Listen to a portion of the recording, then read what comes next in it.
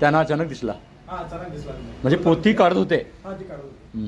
हे लोडिंग करताना कामगार वर्ग आहे. आणि कशाची पोथी आहे ती? हां हां हां.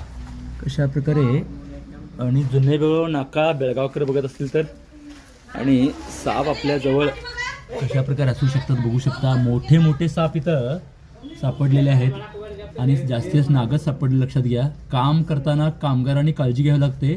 फक्त एवढी गोष्ट करायची की जिथं आपला हात पाय घालतो तिथं साप आहे का, त्याच्याविषयी जास्त करायची गरज नाही. साप स्वतःहून चावत नाहीत, याचे मी नेहमी सांगण्याचा प्रयत्न करत असतो.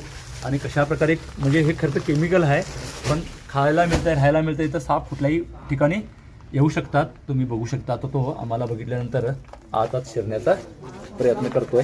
आणि तुम्ही सुद्धा हात पाय लागला तर तशा प्रकारे येऊ शकतात. लक्षात घ्या, हे पोतवड आहे.